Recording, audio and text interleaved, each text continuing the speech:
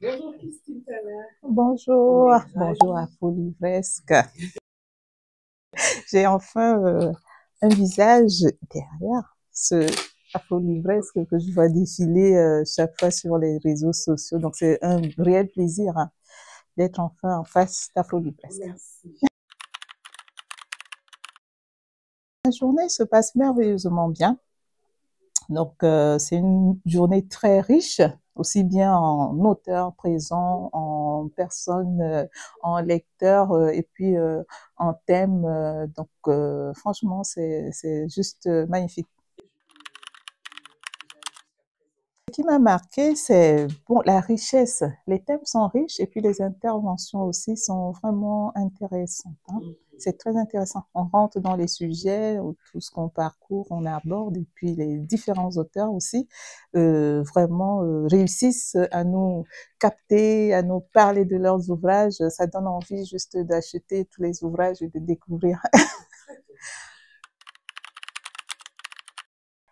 Alors, j'avoue que l'exercice le plus difficile qu'il m'est souvent donné de faire, c'est de parler de moi.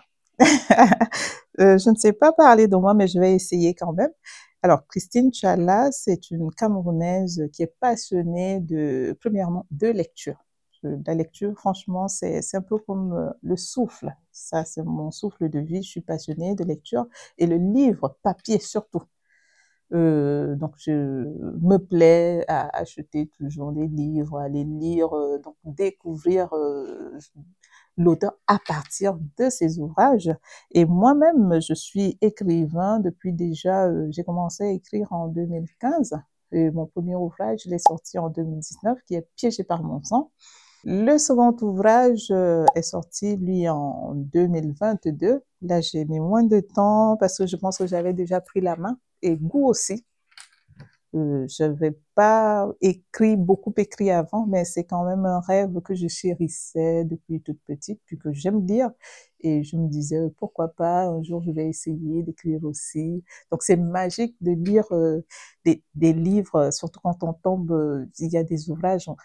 En fait, c'est magique. Alors je me dis, mais si l'auteur parvient à me faire rêver de cette manière, pourquoi je n'essayerais pas pour faire rêver à mon tour ceux qui vont me lire. Donc c'était cette idée qui trottait un peu dans ma tête jusqu'à ce qu'un jour je me décide à essayer. Premièrement, j'essaye d'écrire, de me relire. Et bon, j'ai commencé au départ, je savais pas tellement où j'allais parce qu'il faut quand même avoir une base quand on fait quelque chose du coup. Et ce que je faisais, j'essayais de m'informer, de lire comment est-ce que ça se passe pour réussir à écrire un livre. Quand le premier, Le Piégé par mon sang, est sorti finalement, ah ben, j'étais agréablement surprise parce que les retours étaient très positifs et le sujet aussi, c'est un sujet qui a beaucoup marqué les esprits. Et du coup, j'ai dit, bon, ok, pourquoi pas. Alors, l'écriture, comme je dis, hein, j'ai découvert, c'est pas comme la lecture, parce que moi, avant d'être écrivain, je suis d'abord lecteur. Donc, je me considère plus lectrice et écrivain. Donc, moi, l'écriture, c'est partout. Il n'y a pas d'endroit pour lire, que ce soit en route, partout où je suis, j'ai toujours un livre. D'ailleurs, moi, dans mon sac à main, la première chose avant mon portefeuille, c'est le livre que je mets. Il y a toujours un livre dans mon... Ça, c'est obligatoire.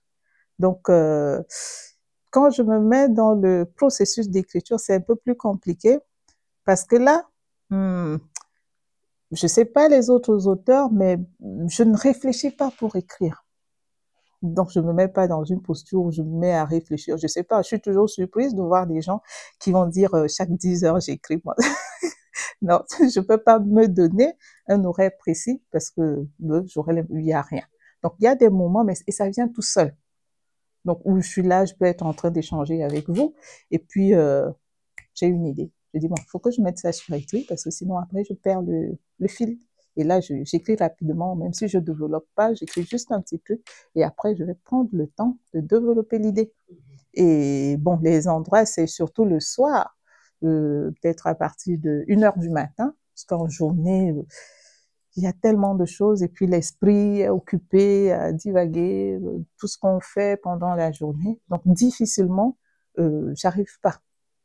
Donc, il faut vraiment que je me retrouve dans mon petit coin, sur mon lit, tranquille, seul le soir, mais vraiment, tout est éteint, il n'y a pas de bruit, alors tranquillement, je peux rentrer dans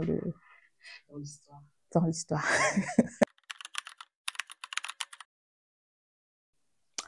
Les idées des livres, j'ai plusieurs, et puis j'ai même plusieurs livres que j'ai commencé. Je travaille pas sur un seul, je travaille sur plusieurs. Les idées arrivent, je peux être là, c'est l'idée sur un livre qui vient, alors celui-là j'écris parce que c'est l'idée appartient à ce livre-là.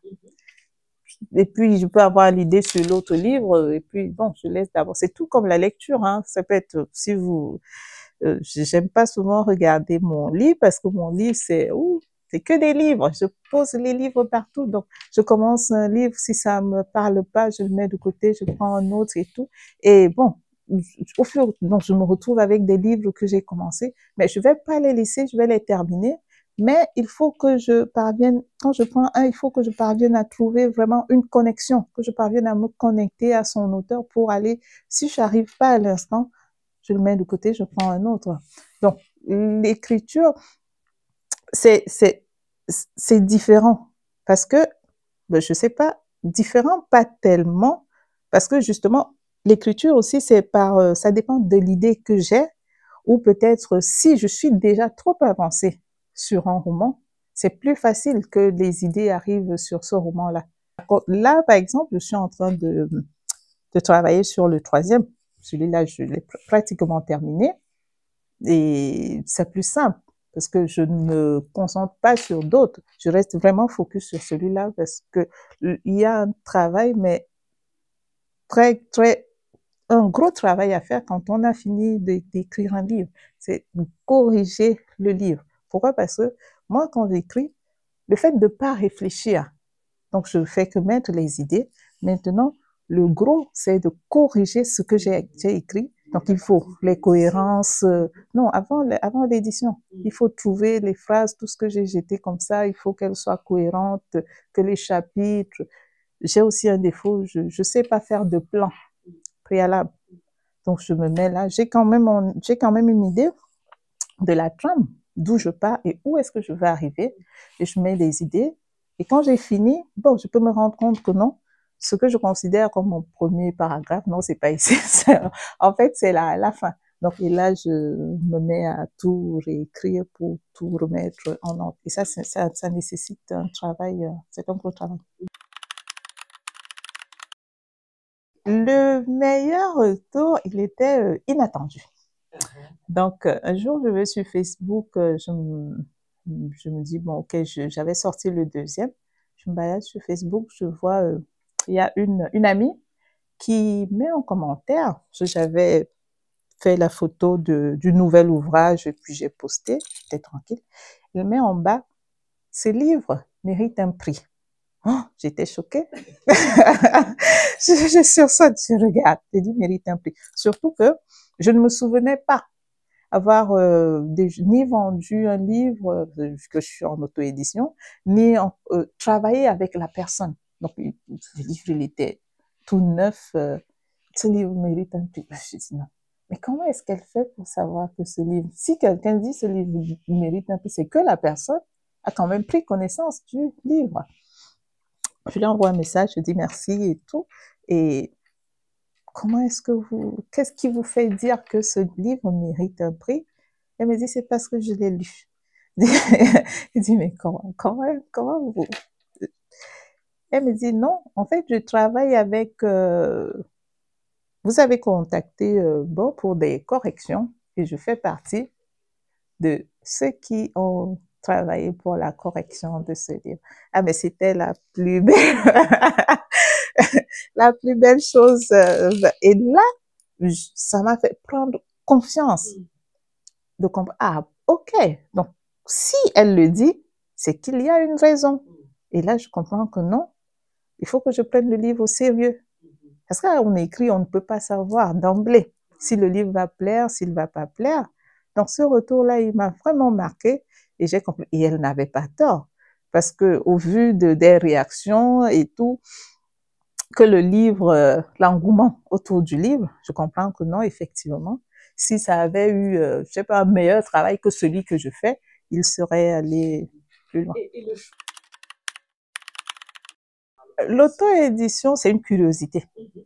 Une curiosité, bon, j'aurais pu choisir hein, de me faire éditer par une maison d'édition, mais ce que je souhaitais trouver déjà, c'était des éditeurs compte éditeurs.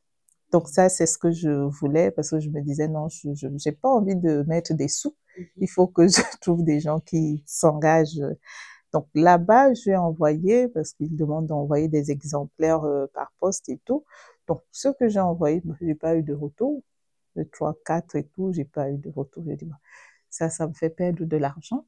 Je suis entrée en contact avec des maisons d'édition compte auteur et tout de suite, hein, ça n'a même pas fait 2 jours, j'ai eu des retours où tout de suite ils voulaient, ils étaient disposés à m'accompagner. J'ai dit mais il y a quelque chose qui cloche. Donc ils m'envoient des contrats et c'est des contrats participatifs où on me demande machin, il faut payer. Je dis bon ok. Si je dois débourser 3 000 €, bon c'est comme si c'était à peu près moi qui faisais le travail. Bon, parallèlement, j'allais voir sur Internet, j'avais entendu parler d'auto-édition et il y avait des gens qui semblaient, qui positivement accueillaient l'auto-édition. Non, moi, avec telle maison, ils sont pas sérieux et pourtant, je suis allée en auto-édition, machin. Et dit, bon, ok, il y a la possibilité de de se publier en auto-édition, pourquoi pas, ça va me permettre de comprendre. Parce qu'il y avait aussi ce discours-là, de comprendre ce que c'est. Comment est-ce que ça fonctionne? Donc, si j'ai choisi de m'auto-éditer, c'était surtout parce que je voulais apprendre, comprendre. Donc, je commence, je vois comment ça se passe là, de bout en bout. Et puis peut-être un jour, je vais choisir de travailler avec une maison d'édition. Donc, ça a été positif parce qu'aujourd'hui, je peux dire que je sais comment ça se passe. Donc, c'est positif. Ça me permet de comprendre pas mal de choses. Alors, les livres que je vais donner, c'est des livres aussi qui vont dans le sens de ce que j'écris comme auteur. Hein. Donc, ces écrivains qui écrivent un peu dans le même sens que moi. Premièrement, je vais citer Monroe-Betty. Lui, c'est mon amour. Parlant de lecture, non, Monroe-Betty, ça, je lis, comment dire, je sais pas, c'est un plaisir incroyable de le lire. Je sais pas, peut-être parce que quelque part, c'est une réalité que je connais, ce qu'il raconte, parce que bon, ayant vécu aussi dans un milieu presque similaire, donc quand je lis son roman, c'est comme si je me replongeais dans mon enfance. C'est peut-être pour ça que je me retrouve. Il y a par exemple Emmanuel Dongala, aussi que je lis beaucoup, qui écrit superbement bien. Après, on a aussi des auteurs nigérians, que tu aimes, parce que justement, la littérature, ça se rapproche beaucoup plus de ce qu'on vit tous les jours et tout, donc c'est plus facile de lire ces auteurs-là, Chimamanda Ngozi, comme je lisais dernièrement, Pisadio Médié, là, la Ghanéenne, oui, elle aussi. Donc, c'est des romans qui sont assez faciles à lire et qui nous font, c'est facile de rentrer dans la lecture lorsqu'on lit ce genre de livres qui nous parlent de nous, de notre culture, de ce qu'on connaît. Et comment c'est écrit, c'est juste un plaisir. C'est moi qui vous remercie. Et puis, j'ai pris plaisir justement à échanger avec vous. Bon.